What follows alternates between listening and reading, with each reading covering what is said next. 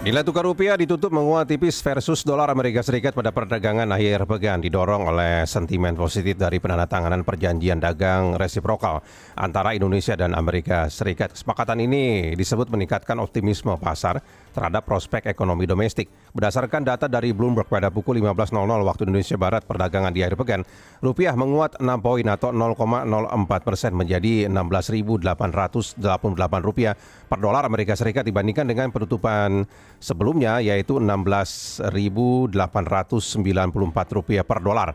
Nah, bagaimana sebenarnya ke depan prospek rupiah setelah adanya penandatanganan tersebut untuk perdagangan awal pekan paling tidak pada Senin nanti ya. Kami sudah bersama dengan pemerhati pasar uang dan komoditas Ibrahim As-Suwaibi.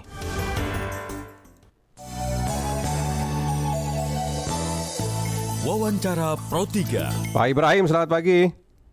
Selamat pagi, Mas. Pagi, Pak Ibrahim. Jadi di awal pekan nanti apakah pengaruh dari kesepakatan perdagangan resiprokal ini masih akan terasa begitu Pak di pasar uang kita?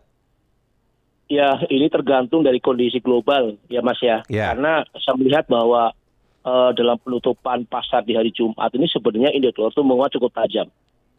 Penguatan indeks dolar yang menguat begitu tajam, seharusnya rupiah ini kan melemah. Ya. Mengikuti hari-hari berikutnya yang terus melemah, bahkan menyentuh level di atas 16.900. Tetapi dengan adanya penandatanganan MOU ya untuk perdagangan antara Amerika dan Indonesia, rupanya pada saat indeks dolar menguat, kemudian rupiah menguat juga. Walaupun sebelumnya sempat 25 poin menguatnya, tetapi seiring waktu karena dolarnya begitu kencang penguatannya sehingga menipis penguatannya menjadi 6 poin. Tetapi ini membuktikan bahwa pasar ini sedang menunggu sebenarnya.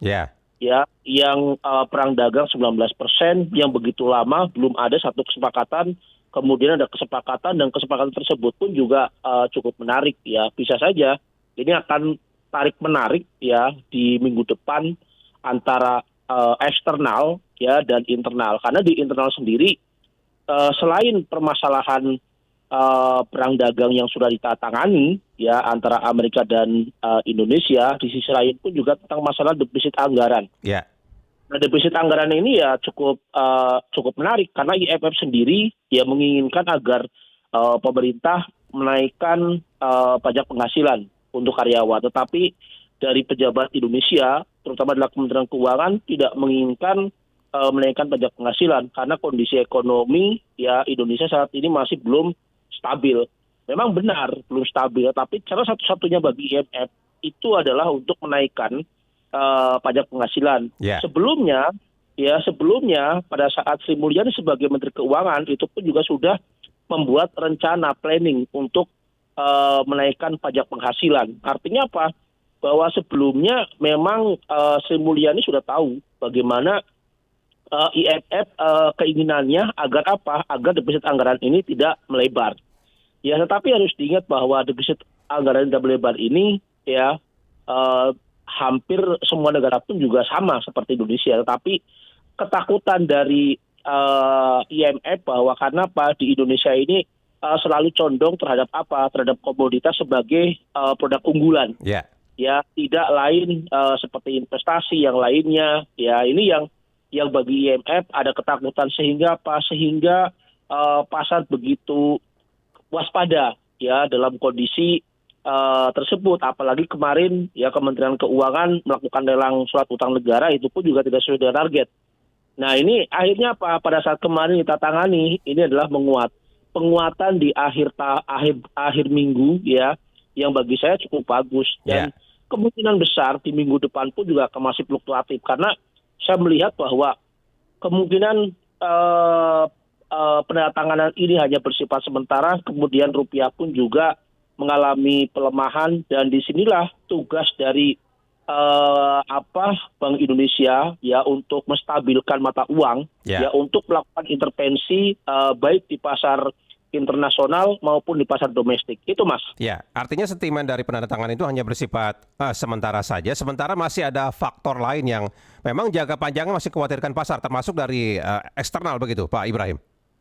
Oh ya, jadi sekarang ini pasar itu sedang menunggu tentang kondisi geopolitik di Timur Tengah, Ya, Mas. Kemudian di sisi lain pun juga data ekonomi di Amerika pun juga cukup bagus.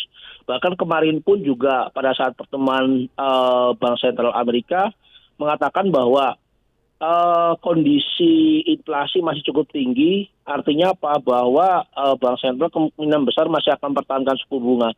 Berbeda dengan sebelumnya. ya, Sebelumnya adalah melihat dari data tenaga kerja dan data pengangguran. Ya, tetapi saya melihat bahwa data tenaga kerja pun juga cukup bagus. Kemudian pengangguran pun juga terus mengalami penurunan. Akibat dari apa? Akibat dari perang dagang yang dilakukan oleh Amerika, yaitu oleh Trump. Karena apa? Pada saat perang dagang ini juga diawasi oleh Jaksa Agung Amerika, ya bahkan Jaksa Agung Amerika mengatakan bahwa Trump menerapkan perang dagang terhadap negara-negara lainnya merupakan ilegal karena ya, menggunakan undang-undang ini darurat di Amerika. Tetapi Trump sendiri menjawab, menjawab surat tersebut dengan mengatakan bahwa apa yang dilakukan oleh Amerika untuk melakukan perang dagang adalah untuk mengimbangi defisit anggaran, neraca perdagangan yang selama ini selalu defisit. Nah, dengan menggunakan perang dagang ini, pemerintah Amerika ini akan mendapatkan keuntungan 2 triliun US dollar. ya, Nah, saat itu akhirnya apa? Jaksa Agung pun juga tidak lagi membahas tentang masalah perang dagang, dan ini hasilnya. Produk domestik bruto di Amerika juga cukup bagus. Kemudian tenaga kerja sedikit membaik, ya, pengangguran pun juga sedikit menurun. Kemudian di sisi lain pun juga bahwa Trump menginginkan, pada saat diangkat sebagai presiden Amerika, menginginkan harga komoditas itu adalah lebih rendah, yaitu di $50 per barrel, terutama adalah minyak. Nah, cara satu-satunya agar minyak ini stabil di harga $50 per barrel, yaitu negara-negara yang melakukan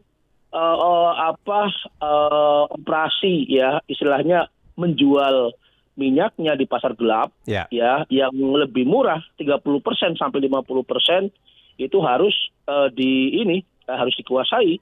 Ya, salah satunya adalah Venezuela, kemudian yang kedua adalah Iran, yang ketiga adalah Rusia. Nah, ya. ini yang negara-negara ini yang istilahnya yang selalu bandel, Venezuela kemudian dikuasai. Harus ingat bahwa Venezuela itulah salah satu negara yang memiliki cadangan minyak mentah terbesar di dunia. Ya. Kemudian itu pun juga melakukan transaksinya di pasar gelap, dengan India, dengan Tiongkok, dengan Jepang, dengan Korea Selatan. Kemudian Iran Ya. itu juga sama. Nah, Iran ini kenapa sekarang itu sedang bergolak, karena keinginan Amerika sendiri, Trump sendiri, kalau seandainya Iran ini masih terus melakukan penjualan di pasar gelap, kemungkinan besar harga minyak ini masih akan terus naik. Ya. Nah, ini tugas utama dari Trump untuk membungkam Iran. Tetapi harus ingat bahwa Iran adalah negara yang paling kuat untuk militernya. Sehingga ini yang berdampak negatif terhadap pasar. Sehingga Sehingga investor-investor seluruh dunia condong adalah ke Timur Tengah, Ya. karena saat ini Iran pun juga sudah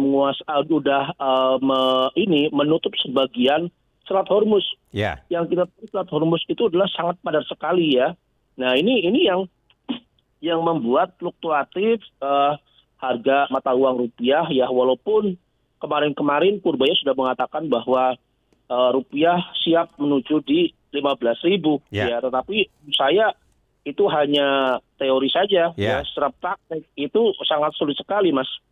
Tapi dengan masih dinamisnya faktor eksternal dan internal yang bisa mempengaruhi pergerakan rupiah seperti ini ya Pak Ibrahim, sebenarnya level psikologis yang aman itu di berapa rupiah, Pak? Untuk saat ini kondisinya? Kalau kondisi saat ini mungkin di 16.800 pun juga sudah cukup bagus. Ya.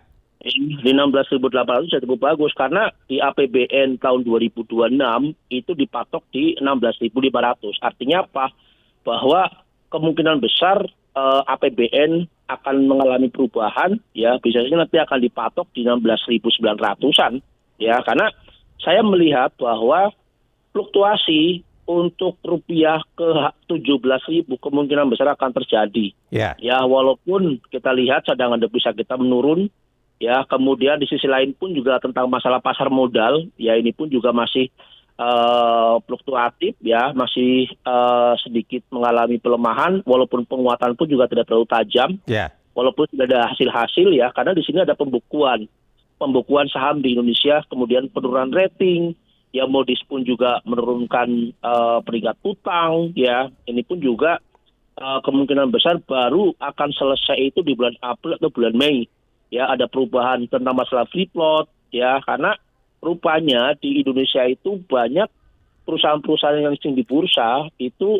hampir di bawah 7,5%, bahkan ada yang 3% Ya. dalam melakukan transaksi. Artinya apa? Ini sebenarnya yang membuat reformasi di pasar modal dan bursa efek Indonesia itu ya harus segera dilakukan, tetapi tidak mungkin secara membabi buta. Ya. Artinya apa? Perlu waktu, karena di bursa efek Indonesia pun juga ada namanya asosiasi efek Indonesia yang mereka benar-benar tahu ya tentang kondisi yang sebenarnya. Nah ini yang jadi sebenarnya secara internal itu sudah carut-marut. Ya. Ya, sehingga apa? Kemudian kemarin pun juga pasar modal yang terus mengalami kenaikan, istilahnya apa? Secara teori bagus, tapi dalamnya jelek. Itu pun juga yang diuntungkan adalah investor pasar modal. Ya. Tetapi rupiah, pada saat rupiah mengalami pelemahan yang berdampak terhadap akar rumput di bawah. Ya. Harga mengalami kenaikan, di masyarakat pun Publik juga lebih terasa kontak dampaknya anti begitu ya Pak Ibrahim ya, Oh iya, kalau rupiah terasa. bergerak begitu. Kalau pasar modal juga terasa, tapi pada saat pasar modal jatuh, Ya. terasa aja itu sampai ke ubun-ubun. Oke, nah Pak Ibrahim, tapi ini kan rupiah kelihatannya hampir menyentuh angka 16.900 kalau dilihat dari pergerakannya di pekan kemarin begitu ya. Nah, bagaimana kemudian BI juga melakukan intervensi pasar agar menjaga rupiah tidak sampai meloncat ke sana begitu Pak? Ya, jadi Bank Indonesia itu sudah melakukan intervensi, Mas. Sudah cukup kuat. Ya. Karena apa? Tekanan internasional yang begitu besar, akhirnya apa? Membuat rupiah melemah. Melemahnya misal anggaplah 45 poin, ya. 60 poin, ya artinya apa? Itu sudah hasil dari intervensi Bank Indonesia. Ya. Kalau Bank Indonesia tidak melakukan intervensi, bisa saja akan di 200 poin, Mas. Bisa tembus di 16.900 begitu ya? Oh ya, bisa Ya. lebih, Mas, bisa lebih. Buktinya apa? Kemarin kan di pasar internasional itu kan tembus di level di atas 17.000. Ya. Ya, artinya apa? Bahwa pemerintah ini yang penting sebenarnya adalah pemerintah, Menteri Keuangan di bidang fiskal, kemudian Bank Indonesia ini yang moneter itu dua-duanya itu saling bekerja sama. Ya. Ya, karena apa? Kalau seandainya keduanya itu masih gontok-gontokan, ya kemungkinan besar ini pun juga tidak akan menguntungkan bagi mata uang rupiah. Karena pasar ini sebenarnya yang paling kuat itu adalah pasar internasional, Ya. bukan pasar dari lokal. Nah, sehingga apa? Sehingga perlu adanya kedisiplinan, ya, kemudian kerjasama yang apik antara Kementerian Keuangan dan Bank Indonesia agar apa? Agar rupiah ini terus mengalami penguatan, walaupun Ya. penguatannya hanya bersifat sementara. Itu, Mas. Baik kalau begitu. Pak Ibrahim, terima kasih banyak Pak sudah bersama kami Pak pagi ini Pak. Oke, terima kasih, Selamat Mas. pagi Pak Ibrahim. Pagi. Pemerhati pasar uang dan komoditas Ibrahim Aswaibi. Ini memang banyak dikhawatirkan apabila rupiah makin melamah terhadap dolar. Yang paling terdampak adalah masyarakat, yaitu mengenai fluktuasi dari harga kebutuhan pokok ataupun kebutuhan sehari-hari masyarakat. Wawancara Pro 3.